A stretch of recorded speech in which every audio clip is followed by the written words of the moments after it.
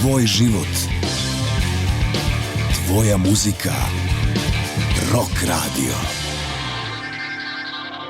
Hi, this is Marky Ramone. Hey ho, let's go. And you're listening to Rock Radio. See ya.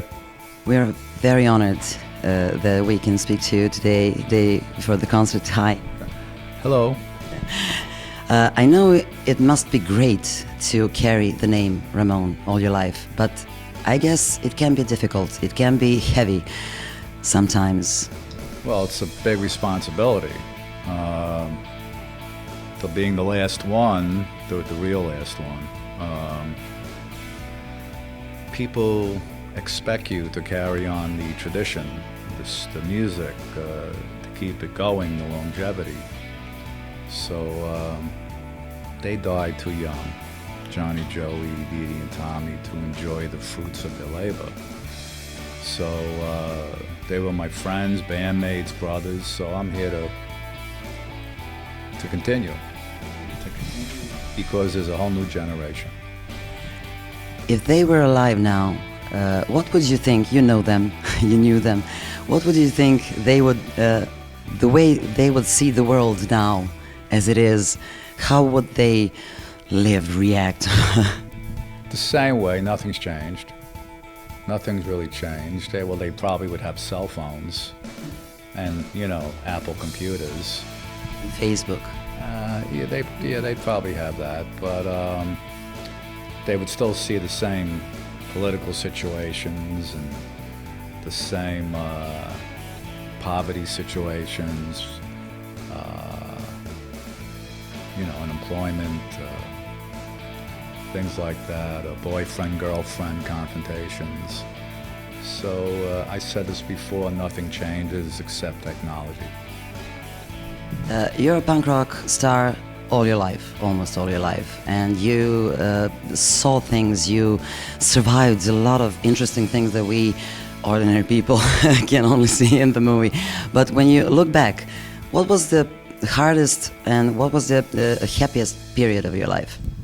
Well, the hardest thing was when I was in my late teens, after I got out of high school, meeting other bands, joining other bands, hanging out in CBGBs, then going back home to a basement apartment with no heat, concrete floor, no hot water. I had to rob to get food. I had a bike with a basket in the front, and I would go to the stores and wait for their deliveries in the front, and I would put all the bread and cake and whatever into the basket and leave really quick back to my apartment. So I was living on cherry pie and bread for months. And I would, very important, for my protein, I would have brewer's yeast. And the happiest times? Was doing Rock and Roll High School, winning the Rock and Roll Hall of Fame, and doing the 1,700 shows with the Ramones, and being in the band for 15 years, being on The Simpsons, and everything up until now. And how challenging was for you to go from one style as a drummer on a Blank Generation to a style you had later with Ramones? Well, the Voidoid, Richard Hell and the Voidoids album was totally different than the Ramones album. But I always liked to listen to all kinds of music: jazz, blues, metal, hard rock, and I never kept my ears closed. So really on the Voidoids Blank Generation album, there was a lot of jazz influence. But I also liked all the great rock drummers. So I was able to adapt because I did 5 albums before I joined the Ramones. So I was ready, a professional concerning the studio and touring. So it wasn't that really hard to do. The only thing with the Ramones was I used my fingers and wrist compared to this. you know, when I played with the other groups I was in. But I always applied a jazz kind of way of holding my sticks to playing Ramone's music. Richard, The Blank Generation was a swing song, like that's a jazz beat. It's 4/4, and the Ramones was just straight ahead 4/4 2/4. So that was very easy. What the Ramones did back then and the Sex Pistols, after that, what band do you think could or changed the music history like you did back then? Well, I think the Clash changed things more than the Pistols. To me, the Pistols were a joke. They had one good album, and a lot of them didn't even play on it.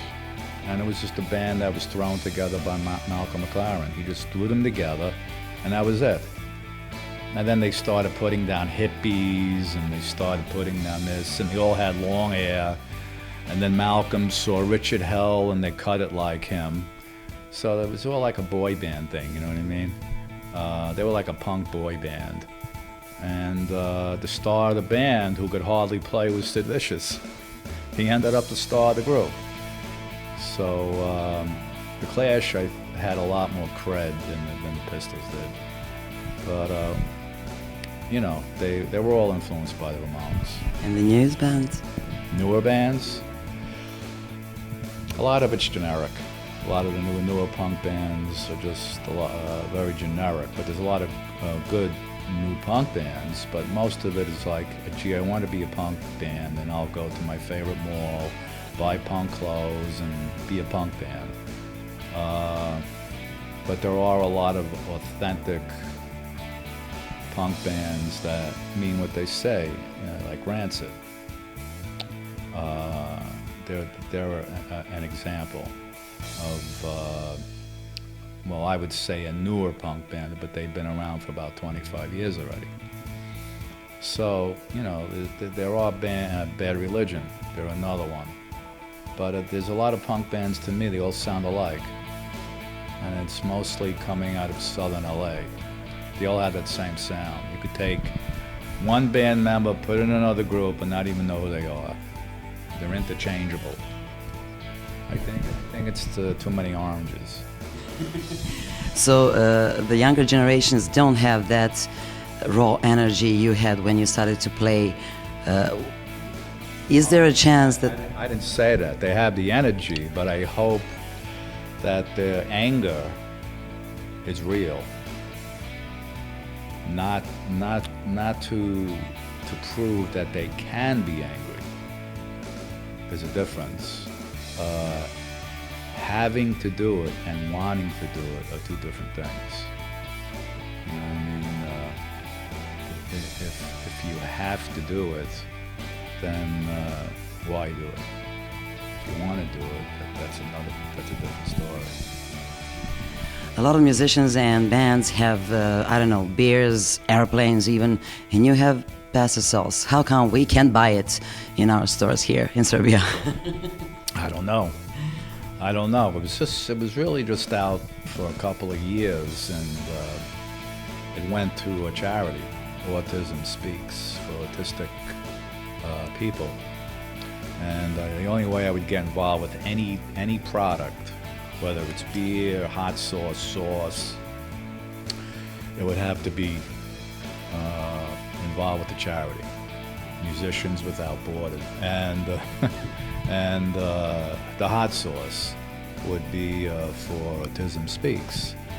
So my grandfather was a chef, and I always used to watch him cook, and I made my own stuff when I moved out of my parents' house at 18. I made spaghetti. That was the cheapest thing I could afford. So I had that. Then somebody approached me about a beer, and I don't even drink. But people told me he was great, and I believed the person because he was one of those wine guys, you know, spits it out, and you know, a professional, and he loved it. And I said, okay, go ahead. So the beer came out in Spain, and it's in Europe, and I guess it'll go around more now, you know. So we just put out a special edition for 40th anniversary, and if you look it up, you'll see where the charity goes to. Do you think you will ever get tired of this? Well, you know what? Time always wins for everybody. You know, one day, you know, your body will tell you you're not as good as you used to be. So it's time to stop and you know, retire and sit on your pier with a bulldog and just, you know, drink club soda, sparkling water all day. Well, we're thankful that your body is telling you that you can go on stage tomorrow in Belgrade. Thank you for this conversation. Thanks a lot. Tvoj život. Tvoja muzika. Rock Radio.